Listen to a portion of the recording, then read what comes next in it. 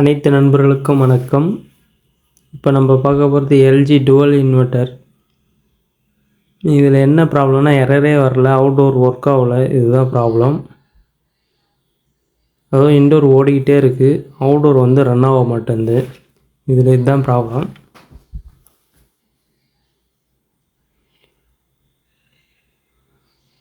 எல்லாம் வருது, ஆனால் வந்து ஒர்க் ஆக மாட்டேங்குது. இதுதான் கம்ப்ளைண்ட்டு. இதில் பார்த்தீங்கன்னா கம்யூனிகேஷன் ஆகுதா இல்லையான்னு சொல்லிட்டு பார்த்தீங்கன்னா, அவுட்டோர் போர்டில் இந்த ரெட் கலர் எல்இடி வந்து லைட்டாக பிளிங்கிங் ஆகும். இப்போ பார்த்தீங்கன்னா இதில் வந்து அப்படியே ஸ்டாண்டர்டாக நிற்குது.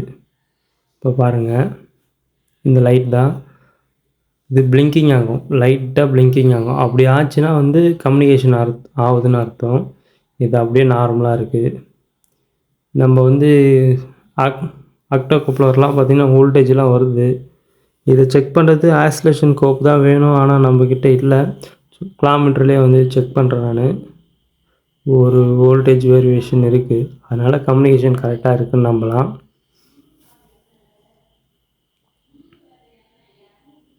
இதில் எதுவும் கம்ப்ளைண்ட் கிடையாது ஆக்டோகப்ளர்லாம், ஆனால் கம்யூனிகேஷனில் தான் ப்ராப்ளம். அது நம்ம இப்போ செக் பண்ணலாம். இந்த பாருங்கள், இந்த எல்இடி வந்து பிளிங்கிங்கே ஆகலை, நார்மலாக இருக்குது. பார்த்தீங்கன்னா வந்து இந்த கம்யூனிகேஷனில் தான் ப்ராப்ளம், இந்த செக்ஷனில் தான் ப்ராப்ளம். ஒன் பை ஒன்னாக செக் பண்ணலாம்.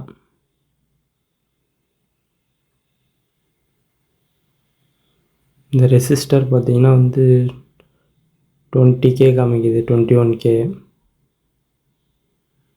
13K காமிக்குது. ஒன் பை ஒன்னாக செக் பண்ணுங்கள், பொறுமையாக செக் பண்ணுங்கள்.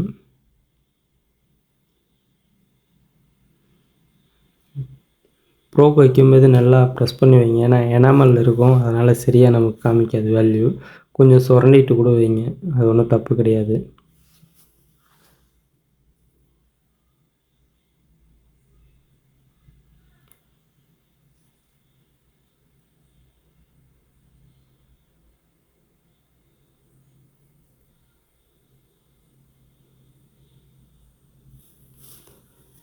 டயோட்லாம் நல்லாயிருக்கு, எல்லாமே கரெக்டாக இருக்குது,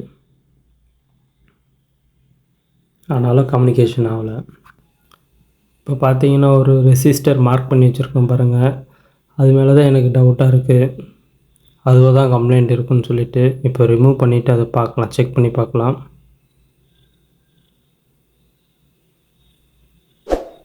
பார்த்தீங்கன்னா ரிமூவ் பண்ணியாச்சு, வேல்யூ 0வாக இருக்குது. இந்த ரெசிஸ்டர் வழியாக தான் நமக்கு வந்து பாசிட்டிவ் வோல்டேஜ் வரும் அந்த ஆக்டோகப்ளருக்கு, அப்படின்னா தான் கம்யூனிகேஷன் ஆகும். இப்போ பார்த்திங்கன்னா இந்த ரெசிஸ்டர் வந்து போயிட்டுருக்கு. இப்போ பார்த்திங்கன்னா நான் வந்து இது வேறு ஒரு பழைய போர்டிலேருந்து எடுத்தேன். பார்த்திங்கன்னா 10K காமிக்குது பாருங்கள். இப்போ பாருங்கள் 10K காமிக்குது, ஆனால் பழசு வந்து 0 வேல்யூ. அந்த வழியாக தான் வந்து வோல்டேஜே வரணும் நமக்கு. அந்த ரெசிஸ்டர் போனதுனால நமக்கு வந்து வோல்டேஜ் வரல, கம்யூனிகேஷன் சரியாக நடக்கலை. ஆனால் இந்த ரெசிஸ்டர் போச்சுன்னா நமக்கு வந்து எரரும் வராது, கம்யூனிகேஷன் எரரும் வராது. பார்த்திங்கன்னா மார்க்கர்லேயே எழுதிட்டேன் 10Kன்னு சொல்லிவிட்டு. சால்ட்ரிங் பண்ணிக்கலாம், சால்ட்ரிங் பண்ணும்போது வந்து எதுவும் ஷார்ட் இல்லாமல் பண்ணிக்கலாம். இந்த ரெசிஸ்டர் வழியாக தான் நமக்கு வந்து பாசிட்டிவ் வோல்டேஜே வரணும், அதுதான் வரலை. இந்த ரெசிஸ்டர் போனதுனால நமக்கு வந்து வோல்டேஜ் வரலை. இப்போ பார்த்திங்கன்னா சால்ட்ரிங் பண்ணும்போது வந்து ஷார்ட் இல்லாமல் பண்ணணும். அதே போல் சால்ட்ரிங் பண்ண விதத்தில் பேஸ்ட்லாம் இருக்கும், ஐபி போட்டு க்ளீன் பண்ணிக்கலாம். மேனுவலாகவும் நம்ம செக் பண்ணிக்கலாம் ஏதாவது ஷார்ட் இருக்கான்னு சொல்லிட்டு.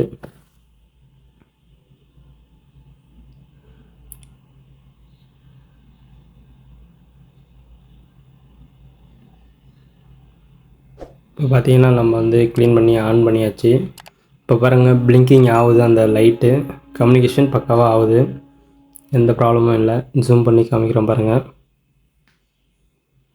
பிளிங்கிங் ஆகுது பாருங்கள். கொஞ்சம் உத்து பார்த்தா தான் தெரியும், இல்லைன்னா தெரியாது. அதாவது கவனித்து பார்த்தா தெரியும், இல்லைன்னா தெரியாது. நார்மலாக இருக்காப்புல தான் தெரியும். இப்போ பார்த்தீங்கன்னா வந்து அவுட்டோர் ஃபேன் மோட்டர் வந்து ஆன் ஆகிடுச்சு பாருங்கள். அவுட்டோர் ஃபேன் மோட்டர் ரன் ஆகிடுச்சு. கம்ப்ரஸரும் ஸ்டார்ட் ஆகிடுச்சு. பக்கா ஒர்க் ஆகுது, ஒன்றும் ப்ராப்ளம் கிடையாது.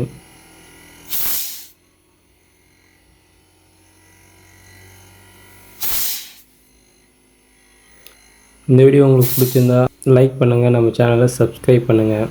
உங்களுக்கு ஏதாவது டவுட் இருந்தால் கமெண்ட் பண்ணுங்கள். முடிஞ்ச வரைக்கும் நான் ரிப்ளை பண்ண ட்ரை பண்ணுறேன். தேங்க்யூ ஃபார் வாட்சிங். நெக்ஸ்ட் வீடியோவில் பார்க்கலாம். பாய் பாய்.